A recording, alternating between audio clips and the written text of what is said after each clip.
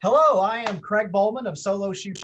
Today I'm joined by the Managing Director of Center, Mr. Bruce McPherson. How are you, sir? I'm doing great, Craig. So nice to be with you today. Great. And Bruce and I are thrilled to be joined by the one and only Texas's own Jaston Williams. Hello, Jaston. It's good to be back. It's good to be back in Richardson, even if only in thought. There you go. Oh, you're always here in spirit, Jaston. I love that. I love playing your theater. Happy New Year to you both. And tell me, we'll start with you, Bruce. How are you all doing? It's been almost a year since all of this hit us. Oh, wow. Well, it's been a roller coaster ride to say the least. And Craig, you know as best as anyone, we had one of the shows I was working with you on at our loading dock when this all came down last March. And like everyone else, every other performing arts center, we've been more dark than we've been light. But I'm pleased to say that we were, I think, the first performing arts center in the Metroplex to have an event on August 1st and 2nd. It was the Miss Dallas pageant of all things. But we managed to get all of our protocols in place and pull that one off.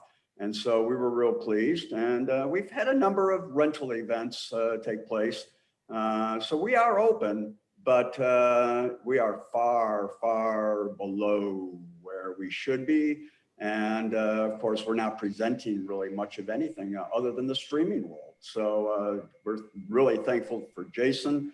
And I saw the Lights program that he's created here, that we're going to be able to partner with him and put this on. Well, that's a great segue into I Saw the Lights, which is making its virtual premiere on this coming Friday at 7 p.m. Jason, what can audiences expect? And tell us a little bit about the show. Well, I can't help it. I grew up near Lubbock, and it just has an effect on you. People ask me about I Saw the Lights and how it's different from the tuna shows. And I say, well, this is, I Saw the Lights is not satire. Some of it's funny because it's funny out there. A lot of it's funny. A lot of it is comedy, but it's not satiric. Satire is tough these days. You take a situation in satire and try to make it crazier. Try doing that in today's world. It's real, real hard. So I just decided to stick by the facts. And Lubbock is a wellspring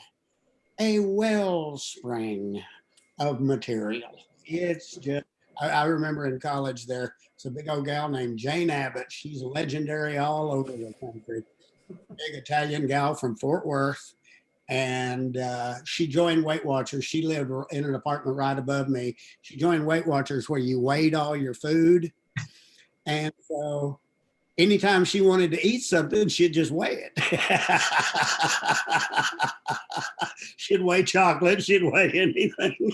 And I came home one night, she's leaning over the rail crying, going, I gained. I said, it's not the scale that's knocking the weight off. So, but she introduced me to so many other crazy, wild Lubbock people. The wild animal smuggler, who was originally from Turkey, Texas. He could get any wild animal in the world delivered to Lubbock, Texas. And when we're off the air and can have private conversations, there were some things that went wrong that can't be told to the general public. But, when you start thinking about these people, and you also think about Lubbock has a history of UFOs. Like I say in the intro, if it's not a big one, we don't pay that much attention to it. Everybody has seen UFOs, everybody. Wow. And in 1950, really big unexplained lights appeared over Lubbock. They made it all the way to Life magazine. And it's one of the most famous and unexplained UFO incidents. The government claimed they were birds. I said, oh yeah, that's a big old bird. That's more frightening than say it's a UFO. If a bird was that big, my God, we got a problem. Stones. But I wanted to write this monologue show about people in Lubbock who either saw the lights or who had been influenced or affected by them. And it's really a play about seeking the love and the protection of others, And again, it's Lubbock, so it's funny. There's a character I love she moved to Lubbock from Connecticut because she hated trees. She doesn't trust trees. Anything could be behind them. And she moved to Lubbock because of the lack of trees and is having a really, really good time. And there's a wonderful old lady that starts the show, and she saw the UFOs a number of times, but she doesn't believe it because it goes against her religious convictions. But she wishes they would quit showing up because they're driving her nuts. They're following her around, but she still won't admit believing in them. And then we got a cowboy who's afraid of water, who's terrified of water, can't take a tub bath because of a bad girlfriend. It's a long story. There's a beautician with the wisdom of a Buddhist, who sees the lights. And she says, the big problem for me when I saw the lights was I couldn't be mean anymore. And that's really tough, being a beautician in Lubbock and not being able to be mean. She said, that really threw everybody off. So it's a love note to America. It's a love note to that part of America. And like I said, not everybody is originally from Lubbock. There's the Connecticut woman who hates trees, and there's a guy from California whose girlfriend decided that she was a Comanche in another life and came back to reclaim the homeland. Trapped in Lubbock. Excuse me, not all much better for it.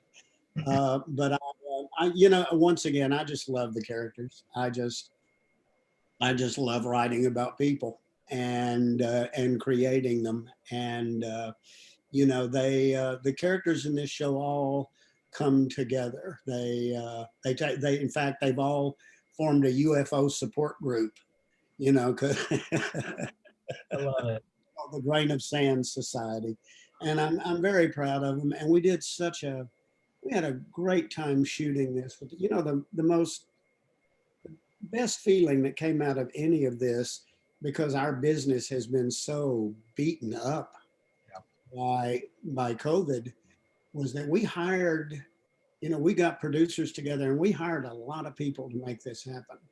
A lot of people working cameras, a lot of people working costumes and makeup and set design and post-production. And when you look at the credits at the end, it's really quite wonderful. You think all those people made some money, put some food on the table, because we just decided we had to do it. This is the only way we could do it.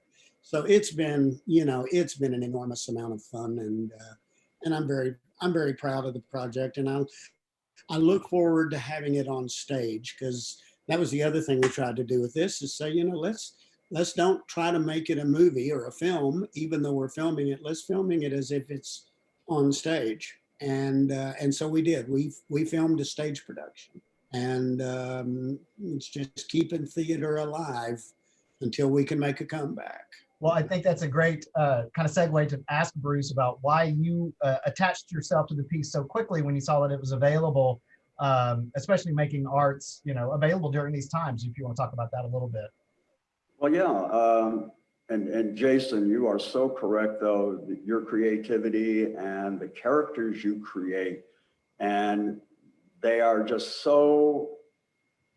their fondness, they touch our hearts. They have definite meaning, and they do tell a story. And I have to play a little bit off of the title, I Saw the Lights, just from a COVID standpoint, because I think in 2020, the only lights anyone was seeing were ghost lights on our stages. And so now that we're in 2021, I'm hoping I Saw the Lights is you're seeing the lights of Broadway and all of our theaters back up at full intensity come, sometime this year. So we can play off that title in a lot of ways, and I thank you for that. But we've had a long history with Jason and his programs and the presentation he's done. Now we're a little later into the game because we're a younger facility. So, Galveston and A&M and all the other venues around the state have been, doing tuna shows and Jason shows for a couple of decades. But we finally got on board, and we were in the early 2000s. We had, I think, actually the first time Greater Tuna and the tuna shows came to the Eisemann Center, they were rentals. I mean, you guys booked yourselves in. And that's how we discovered you. And then we took it over and started presenting you, believe it or not. We started presenting you. And my notes say that we did that as early as July of 2009.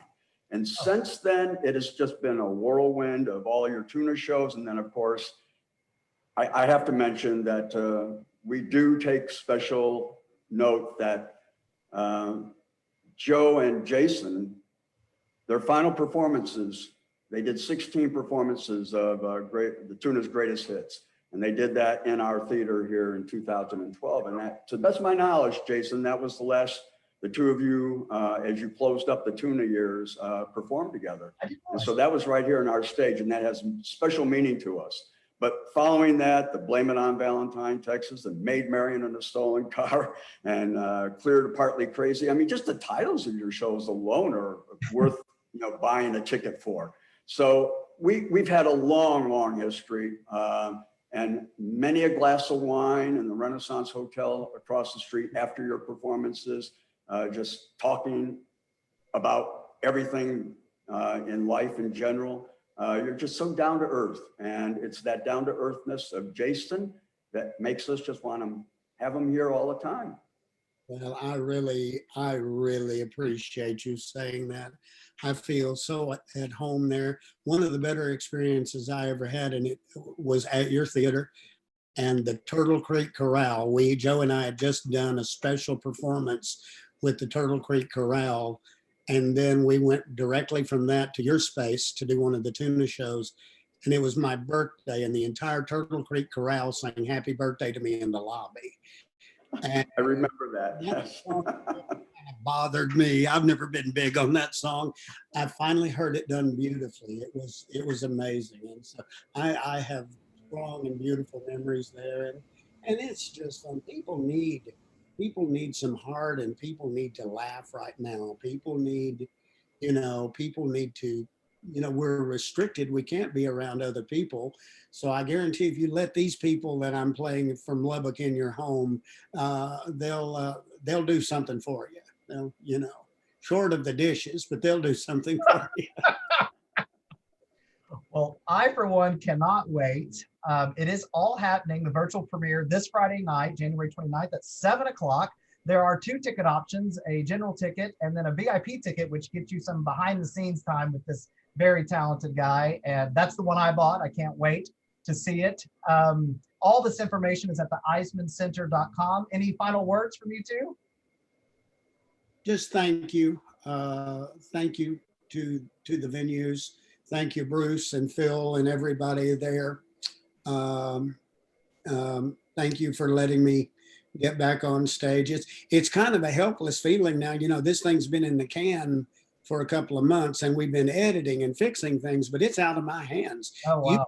Usually by Friday night, I'm pretty hyped up. Now I'm just like, I just feel like the crossing guard when the kids have all gone home. I mean, I don't know what to do except wait, but I hope you'll enjoy it. And it is a kick to be back. It really is. All right. Well, thanks again for joining us. EisemanCenter.com is the place to go. Stay safe and healthy, and let's keep making art. Thank you again. Keep making art. Thank you. We'll talk to you later. Okay. Bye-bye.